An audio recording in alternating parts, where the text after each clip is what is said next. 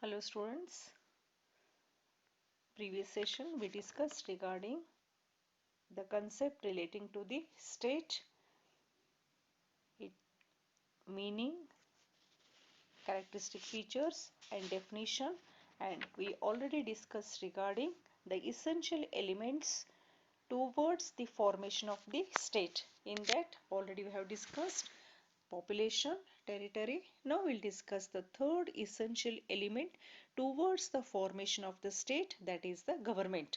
So the state cannot be organized only by population and the territory. It needs another important element, that is the government. So the government is the agency. With the help of the government only the state is functioning. It is the government which works to fulfill the goals of the state. So the object of the state will be fulfilled only with the help of the government. The government acts as a machinery to fulfill the end of the state. The state without the government leads to anarchy. Hence the government is considered as machinery of the state. Without the government it will create the disorder in the state.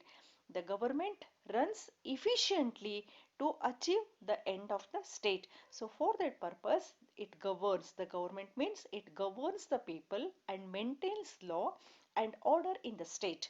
So the government governs the people, controls the people and maintains law and order in the state. Government functioning with the help of three organs, or the government functioning with the help of three agencies. That is the first one, the legislature. The main function of the legislature, making of set of legislation or the laws. Without the laws the state can't run its function. It can't control the behavior of the individual. It can't control the efficient administration, or it can't enforce. So the laws are very essential. The laws are formulated by the legislature. So the government is functioning with the help of the three organs. In that the first one is the legislature. The main function of the legislature is to make set of legislation to run the efficient administration. Then the second organ of the government, that is the executive. The main function of the executive means enforcing the laws. So here the main function of the legislature to make the laws. Then who should implement, who should execute? That is executed by group of administrators. The group of administrators are known as executive. So the main function of the executive is that whatever the laws passed by the legislature, that should be bring into existence or bring into operation, or actual implementation of the laws by the executors. Then the judiciary, third organ of the government, that is the judiciary. So here the laws are, sometimes the law passed by the parliament or the legislature is unable to understand. So under such circumstances the judiciary, that is the third organ of the government, provides the clear interpretation or the clear information regarding the existing the law to achieve the purpose of the state.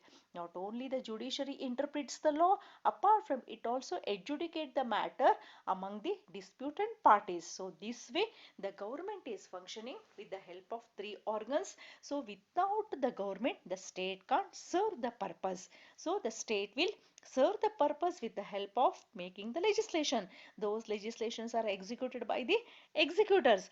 If any differences arose, then the judiciary will provide the justice to run the efficient administration. So government acts as a third essential characteristic features towards the formation of the state. Then the fourth and the last essential element towards the formation of the state, that is known as the sovereignty. So the sovereignty is the most important element of the state. Sovereignty means what? Sovereignty is nothing but the supreme power of the state. So without the power, without the independent power, the state can't run its administration. So the sovereignty stands for vesting the entire power in the hands of the state and makes the state independent from the outsiders. But in the words of the Bodin, sovereignty is a supreme power over the citizens and subject unrestrained by law. So here the sovereignty means it is the power. Then how the power can be utilized? That power can be enforced without any limit over the subject, over the people. That means the state is having the full as well as the absolute power to make any set of legislation, to control the people by making any set of legislation without any restriction. That means the state is having the absolute power to take any action over the subject, over the matter relating to the state organization. Hence, we cannot think of a state without the sovereignty. If the state is not having the sovereignty, how the state can make sound legislation? How the state can't run the administration? It is not possible. So, the sovereignty stands for vesting the absolute power in the hands of the state. It is the heart and soul of the state. Sovereignty has two aspects. So first one is the internal sovereignty. Sovereignty is a very essential. Sovereignty denotes supreme power of the state. What type of the power the state must have? To that effect, the state must have the internal sovereignty as well as external sovereignty. So here the internal sovereignty implies that the supreme power of the state over all the people, association and everything within its territory. It has power to maintain law and order and protect the life and property of people. So here internally sovereignty means within the state, that power can be, supreme power can be exercised within the state organization, within its territorial limits.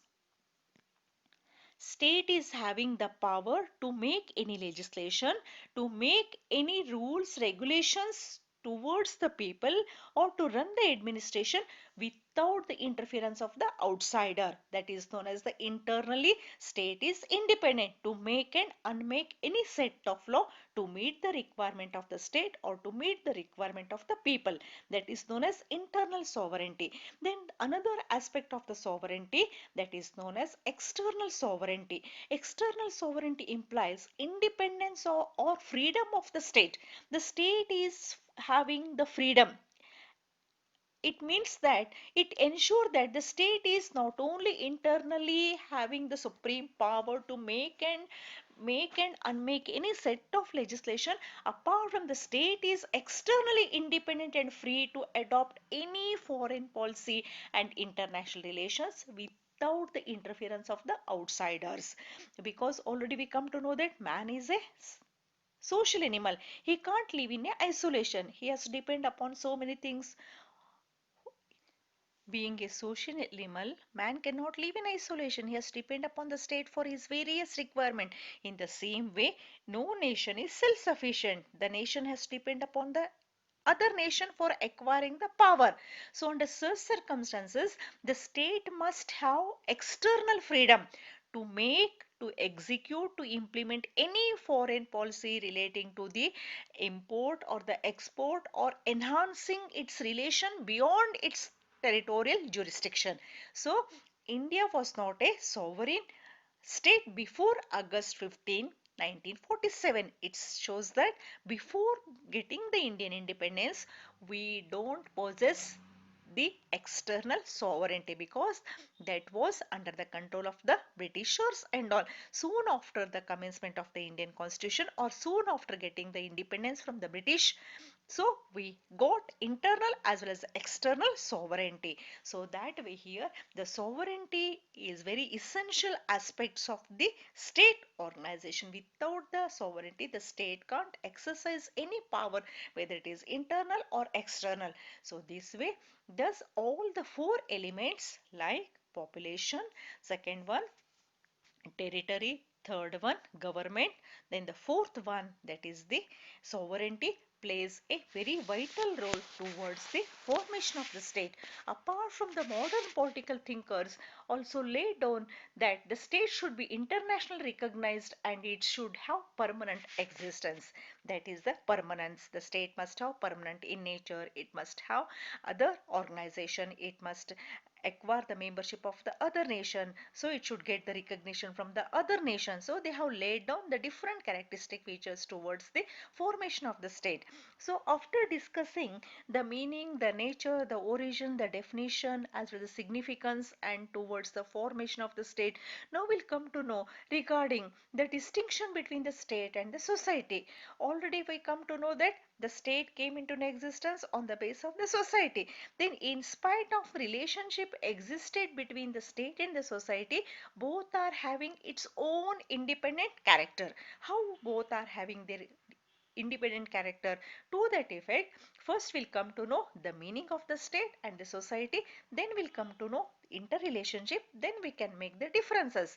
So first of all, the state is nothing but it is an organized one. It is a political system. State is nothing but it is a political system. Organized means what? It deals with only the state matters. Its primary function is to maintain law and order. The main function of the state is to maintain law and order and protects the lives of the people and property of the people. So then welfare functions are also implemented by the state to achieve the purpose. It is a sovereign, the state is a sovereign political organization having the definite territorial jurisdiction. So this is the concept of the state. Now we'll come to know regarding the meaning of the society. What is the society? So state is a political organization. Coming to the meaning of the society, society is a social system. So where political system, in case of the state, society is a social system. It consists of individuals, families, organized and unorganized institution. Society consisting all organized and unorganized institutions as well as associations as well as the individuals as well as the families. So it shows that the society is a wider concept than the state. The state consists only the political institution. The state consists only organized institution. But the society consisting organized as well as unorganized institution. In the words of the Max Weber, he has laid down his view, society is nothing but it is a web of all social relationship. So it is a wider, society is a wider, it includes all the relationship between the individuals, not only the master and the servant, not only the worker and the master. So it includes all the relationships. Hence, the state and the society are not same. Both are having different organization. This way here, however, in spite of the differentiation regarding their nature, their origin, their purpose, but both are having correlated with each other. So how both are correlated with each other? To that effect, there is no state without society. So society is the prior to the state. Society first came into existence, afterwards the state came into existence. Without the society, state can't exist. So this way both are correlated, both terms are correlated with each other. So we cannot think of harmonious society without the state. So society can't establish the peace without the state. So state makes set of rules and regulations to control the behavior of the individuals by passing set of legislation.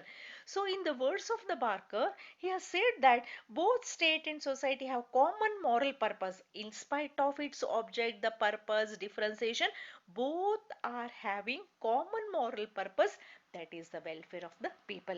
Even the society came into an existence for providing the good for the people. Even the state also came into an existence for providing the good for the people. Both are having the common object. So this way, in spite of the differentiation between the state and the society, both are correlated with each other.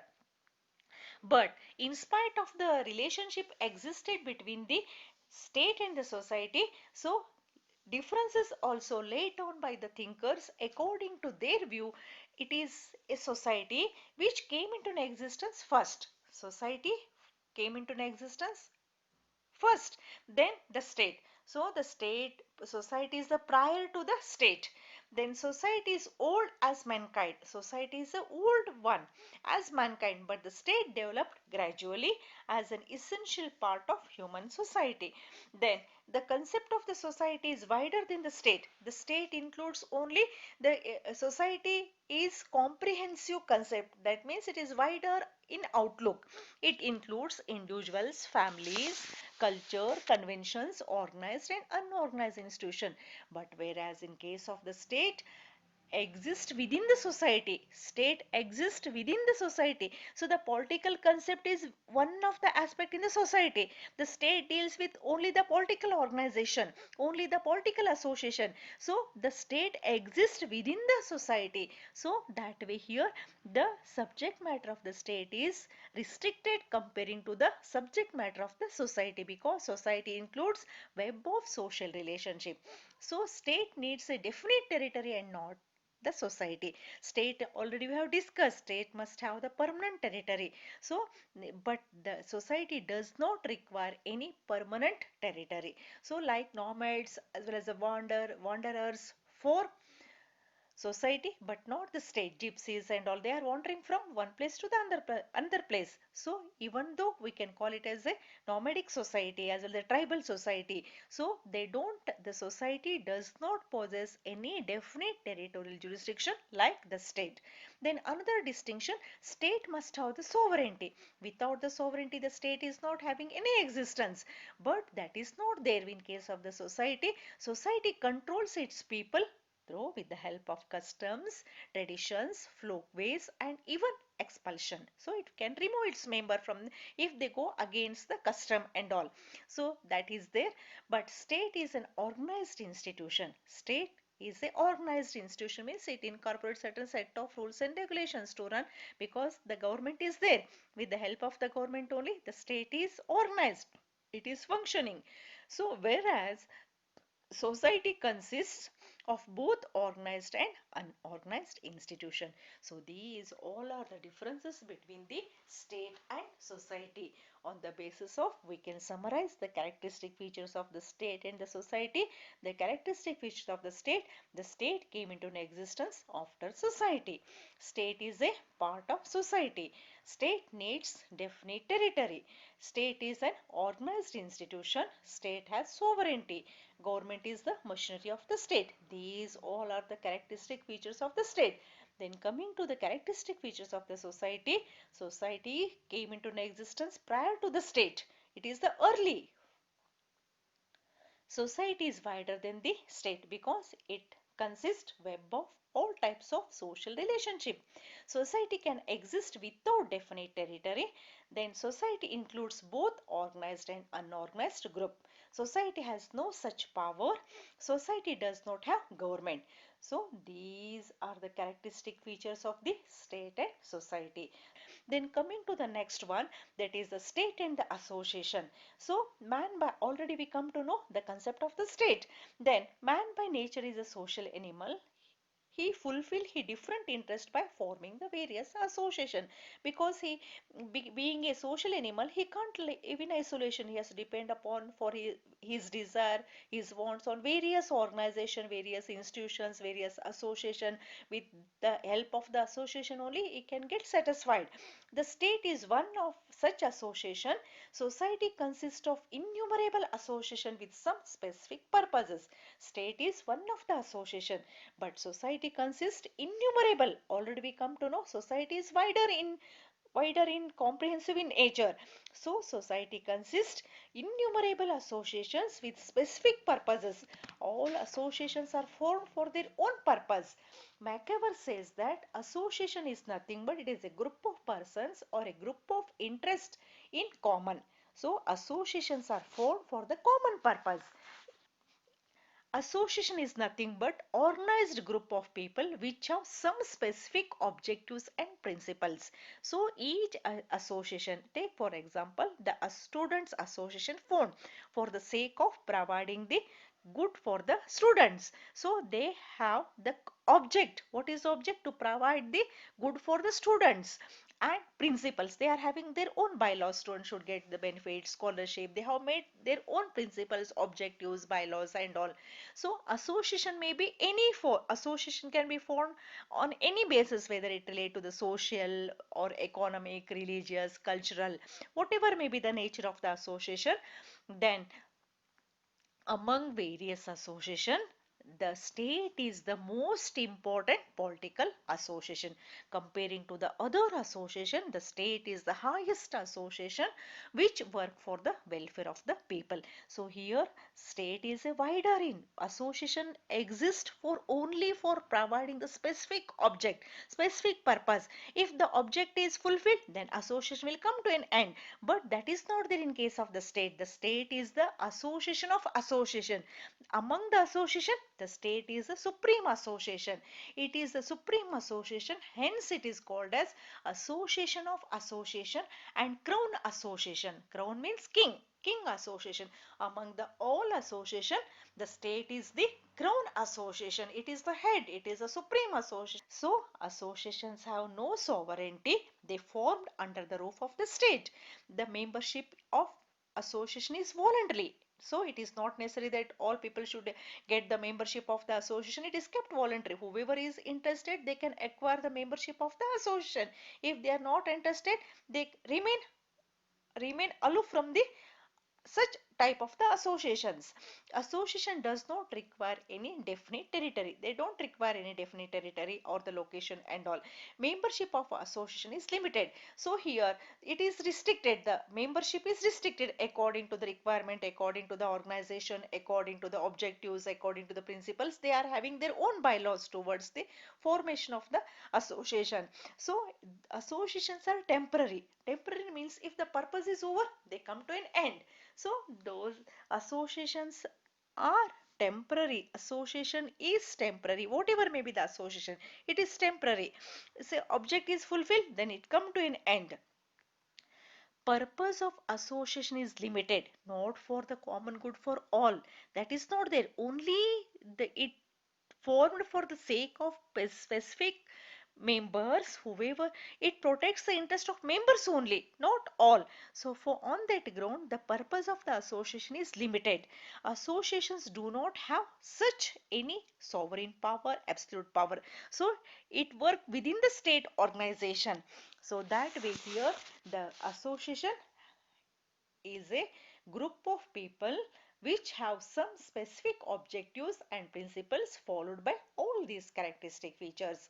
Then already we come to know that the state has a sovereignty. Membership of the state is compulsory. State require definite territory. Membership of the state is limited to one state. State is permanent. Then the purpose of the state is wider. It works for the welfare of the people. State is a supreme association. So these all are the characteristic features of the state. After discussing the characteristic features of the state and the association, now we can make the distinction between the state and association.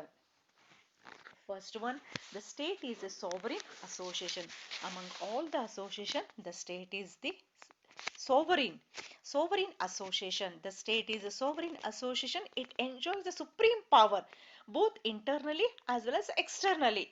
It has the power to punish its members and association also, whereas the associations do not have any absolute power because associations are formed under the roof of the state. They don't possess any sovereign power, absolute power. So it can control its members by its own bylaws. Every association is having its own bylaws, rules, principles, objectives. So on the base of that only it punishes the members and casts the punishment. It can't take the strict action against its membership. So then the membership of the state is compulsory. So in a state, we must acquire the citizenship or the membership. So whichever state we are living, we have to acquire the membership. Then only we can avail all the rights, privileges from the state organization. So without acquiring the membership, we can't get any facilities from the state. So that way here the membership is compulsory in state. That is not compulsory in case of the association. Any person can become a member of the association or they can remain out from the association. So it is kept voluntarily. Associations are voluntarily organized. May become member or may not become member. Membership is not compulsory. So remaining will continue in the next session.